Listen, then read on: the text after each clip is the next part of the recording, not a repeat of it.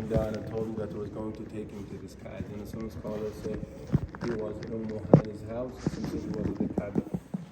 And subhanAllah, at the door of the Kaaba, and Nabi saw Buraq, and Buraq was like a flying horse. He took the Prophet from Mecca all the way to Jerusalem, where he led all the prophets of Allah in prayer, and then he ascended to the heavens where he spoke to Allah subhanahu wa ta'ala. When the Nabi came back, he told the people of Mecca about it. The people of Mecca made fun of him. They said it takes us 1 month to go to Jerusalem, and now you're saying it just took you 1 night. So no one believed him but Abu Bakr. That's why we call him as-Siddiq, the truthful one. He's the first one to believe in Islam. And Nabi subhanahu told the people of Quraysh about the caravan that he had seen on the way back to Mecca. He told them what the caravan was, when it would be arriving. He described some of the things there, but they did not believe it. When the caravan arrived in Mecca, they saw that everything that Nabi had told them about that caravan was true. And that's why they started calling him a magician. A year later, the Prophet had that famous meeting with the people of the Medina, Aus and Khazraj. Inshallah, we'll talk about them, but before that, let me show you the Aqsa Mosque behind it. Turn around. That masjid, this masjid is called the Qibla. Qibla comes from Qibla, the first religion of Islam, and also it's the masjid in which Prophet Muhammad led all the prophets of Allah in prayer. The other one is called Masjid Dawud al-Waq, and inside there is a huge rock. The Muslims call it the floating rock. So the Muslims know that from there he went to the heavens. The Muslims built a masjid around it. That's what they call that Dawud al-Waq. So that's Dawud al-Waq, and this is Qibla. We see them both on TV, and we think one of these two is Al-Aqsa, but Al-Aqsa is the entire thing.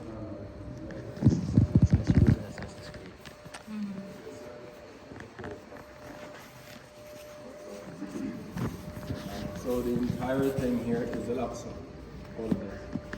So if you pray in the courtyard or inside any of these two masjids, inshallah you will be given the same the same reward, which is 500. That wall over there is the waiting wall. That's where the Jews pray. They write down the wishes or put it in their prayers. They call it the waiting wall. And Muslims call that the Buraq wall. And Nabi tied a Buraq to that wall. And that's why the Muslims call it that. Okay? Any questions about the Aqsa? Okay. Around here. So what the Prophet was, please go down. Oh, that's it.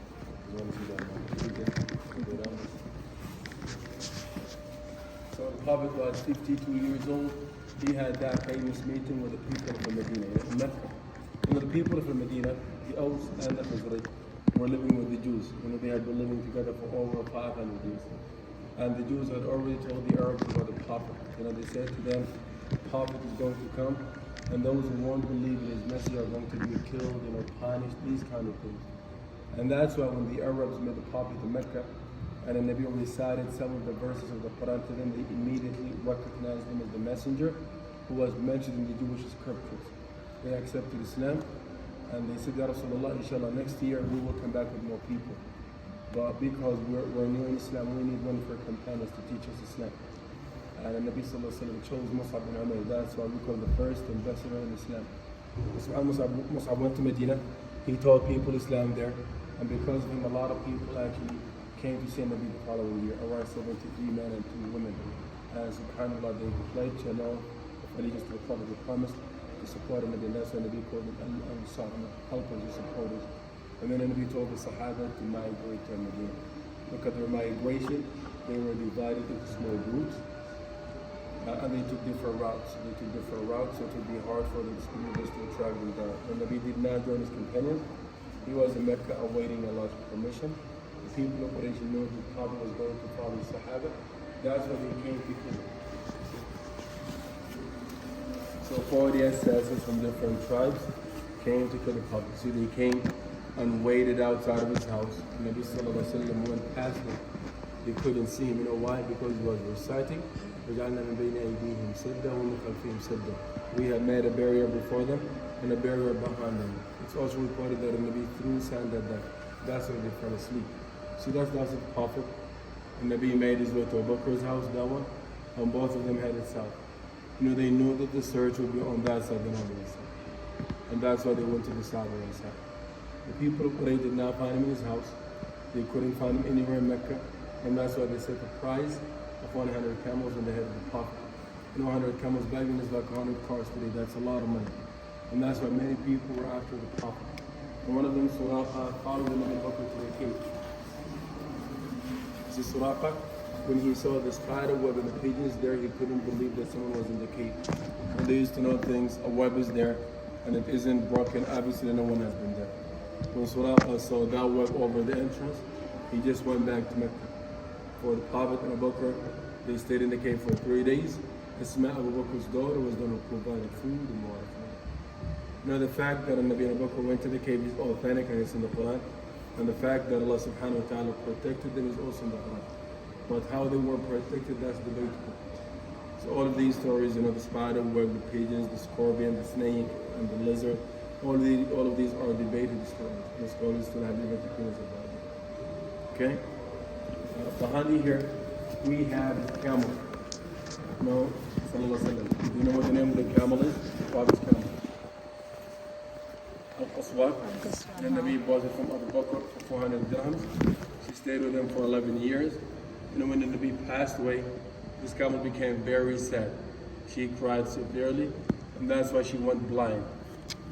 And then she stopped eating and drinking until she died.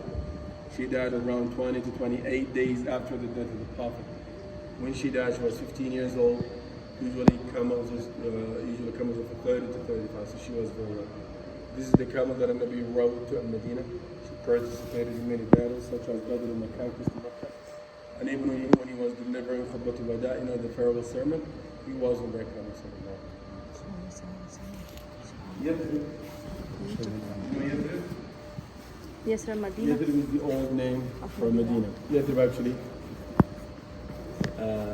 is a person. Nabi Nuh's great grandson. He came to Medina 6,000 years ago, and the city was named after him. And because Yathrib has a bad meaning in Arabic, the Prophet changed that name to Medina. The first tribe to settle in Medina were the Malikites. They used to live on the northern side of the city. And then we have the Jews.